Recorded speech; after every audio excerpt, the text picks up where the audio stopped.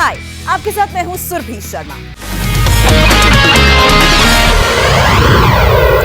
नई गाइडलाइंस को लेकर केंद्र सरकार का ट्विटर को नोटिस। उपराष्ट्रपति वेंकैया नायडू के ट्विटर के ब्लू टिक पर कैसे ट्विटर ने लिया यू टर्न। संघ के किन 4 नेताओं के ट्विटर अकाउंट से हटा ब्लू टिक। और दिल्ली में अनलॉक का क्या होगा नया फॉर्मूला। तो मुंबई में कैसे हटेंगी पाबंदियां। सभी बड़ी खबरों के लिए देखिए स्पेशल न्यूज बुलेटिन। केंद्र सरकार और ट्विटर के बीच गाइडलाइंस को लेकर कुछ दिनों से बवाल मचा हुआ है।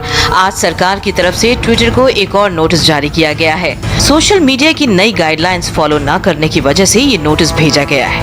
ट्विटर को सरकार का ये तीसरा और फाइनल नोटिस है।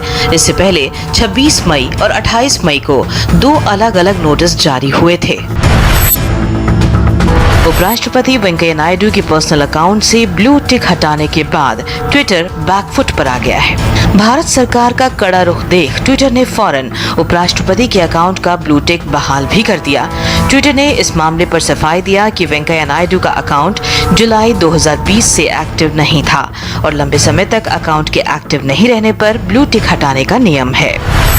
आरएसएस प्रमुख मोहन भागवत के ट्विटर हैंडल से ब्लू टिक हटा दिया गया है। आरएसएस के टॉप 4 नेताओं के ट्विटर हैंडल से ब्लू टिक हटा दिया गया है।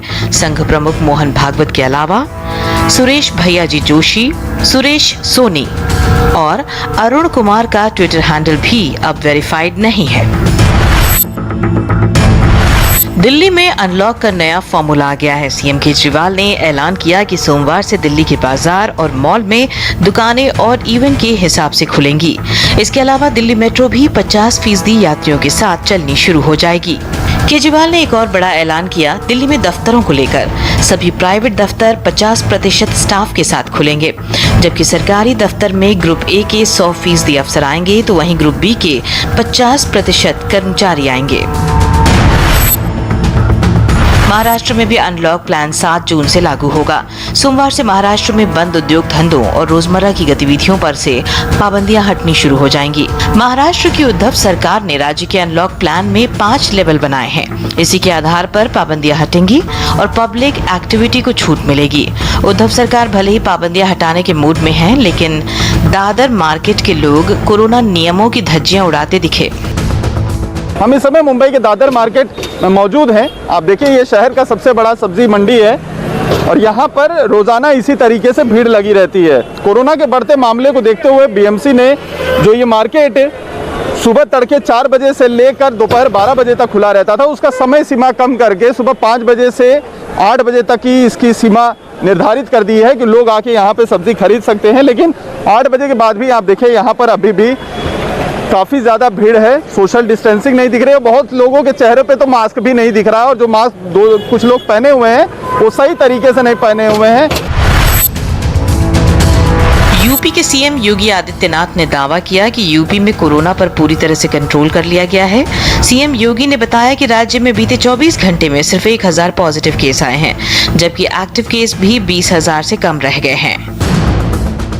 आज मुझे आप सबको बताते हुए प्रसन्नता की अनुभूति हो रही है कि उत्तर प्रदेश के अंदर आज केवल 1000 पॉजिटिव केस आए हैं। उत्तर प्रदेश के अंदर आज 20,000 से भी कम एक्टिव केस रह गए हैं।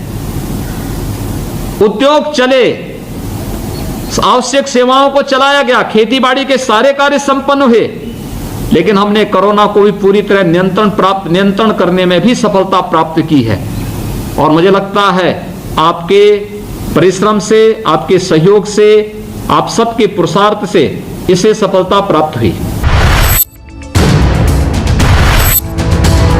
देश में कोरोना का कहर लगातार कम हो रहा है। बीते 24 घंटे में 1,20,529 लोग कोरोना पॉजिटिव पाए गए। इस दौरान 1,97,894 मरीज ठीक हुए और 3,380 मरीजों की मौत हो गई।